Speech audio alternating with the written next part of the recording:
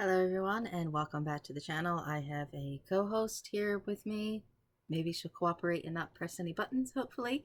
But I hope everyone is actually safe and warm. It's pretty snowy cold here, but there's some scary things happening elsewhere in the world. So I just wanted to have some fun and actually talk about some hauls, some DVDs, physical media. It's very important to snuggle up cozy and be able to put in one of your favorite DVDs. At least I think so anyway. Actually, this haul here is some clearance that I picked up at Big Lots. It's a store that I actually enjoy, but unfortunately is, going under.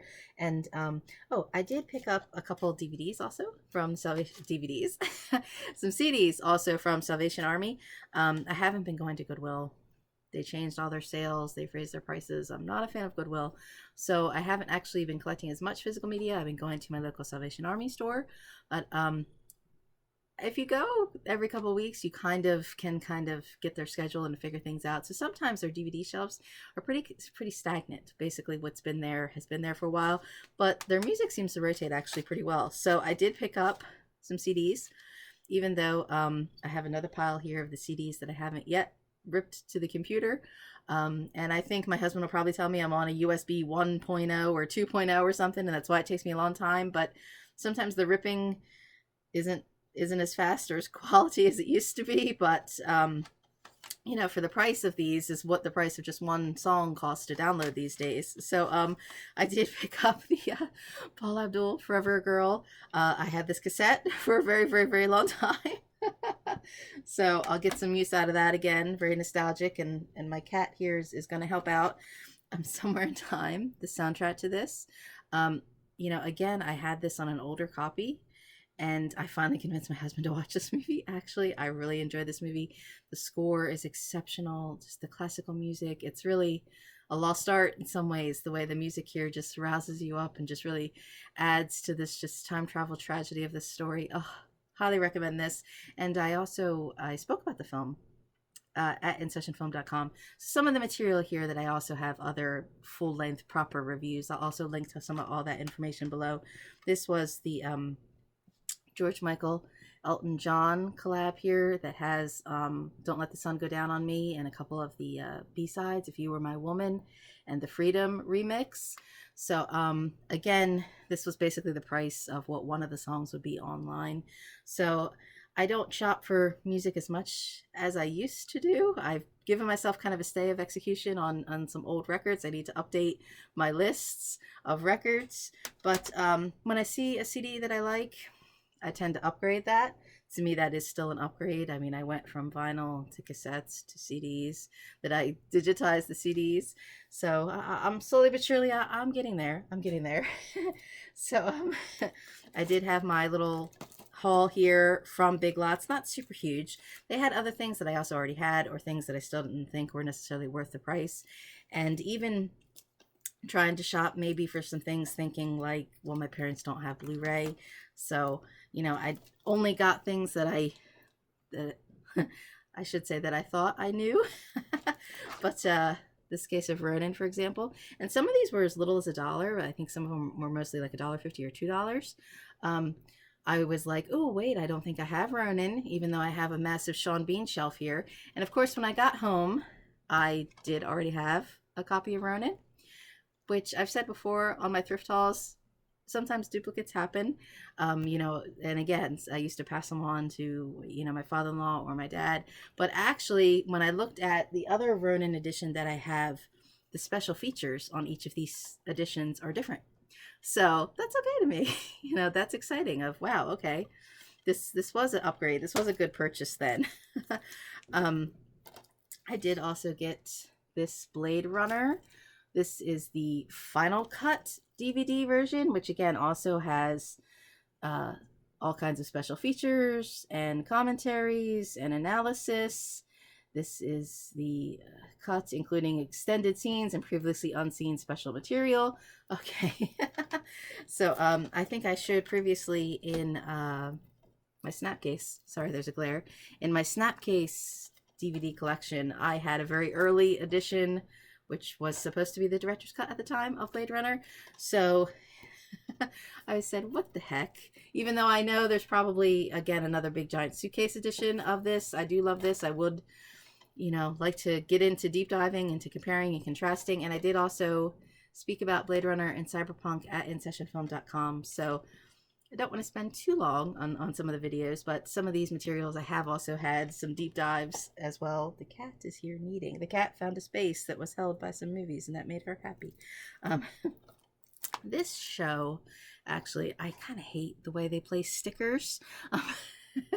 This is a TV series, there we go, called The Living and the Dead, with Colin Morgan, who folks may know from the Merlin TV show from, wow, it's actually old now. But I had this actually in one of my streaming queues, and it would go in and out or show up on one or BritBox and disappear on another. So this was something that I had in the queues and never got to watch and always intended, and then it would disappear. So I was really excited to see these. They actually had some Sharp, which I adore Sharp, but I've got a big giant box set of Sharp already back there somewhere. So I was excited, and there were individual Doctor Who kind of videos, and you can, I guess, tell the difference between this is coming from Big Lots, which is now going out of business, but a sort of second tier kind of store. So where Target and Walmart maybe only have a couple aisles of some of the newest, biggest things that they expect people, I guess, to grab, just for movie nights, where I guess Big Lots must have some kind of deal where they maybe had different bulk or unusual things. So it was a second tier kind of place with lower prices and more unusual kind of things. So again, maybe they expect somebody who would just one-off grab a one-off Doctor Who kind of set or something like that, which I kind of don't understand that, because again, I get to be a completist of, well, wait, I need to compare and contrast which sets mean which things, or maybe I will take a chance. But I was excited, surprised that this was just readily available there, because to me it seemed like an obscure British show, and this also has all kinds of bonus features, making ofs, and behind the scenes. So it's actually probably a little better than just if I were watching it on streaming. That's one of the things that I love about physical media, all the extra features. What happened to those? Can we do those? Can we bring those back, please? I did get a couple Blu-rays, which, and the prices are all different on some of these. So maybe I paid $2.50 or $2 for these. Kiss of the Damned is a really excellent, mature, sexy vampire show. I wrote about this as well previously. Again, the way Crimson Peak, there was, gothic things. Now Nosferatu is back. I wish there were more Byzantium, I guess, as a similar sophisticated kind of vampire tale. I really enjoyed this one. Highly recommend this to a lot of people. I may have even, I think I may have done a video about this that I never actually put out. Sorry. Sorry. 2023 was really crazy. 2024 was pretty busy. So trying to get back into, it's January, nipping my pile here from last year in the bud, but we'll see. Now I got a big muffin loaf right here. City Slickers on Blu-ray I didn't have. I think I'll actually be speaking on a podcast about this one in the future. And again, to me, I'm all excited about audio commentary, features, Back in the Saddle, City Slickers Revisited. As much as I love behind the scenes, I do love when they have features that are kind of retrospective, that are kind of new things. Deleted scenes. Well, that'll be fun. So another kind of goofy, charming for people who think they don't love Westerns. Jack Palance is really, steals the show in this. A fun classic kind of throwback. I don't know why we lost movies like this. Can we go back to just, having good fun, mid-tier, exciting parody comedy kind of lighthearted movies? I don't know.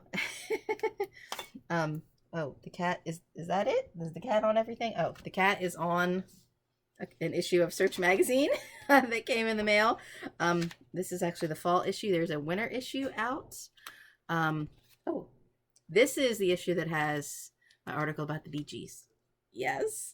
And the new winter issue has a feature that I did on the other ladies at the Women in Session podcast. I interviewed them.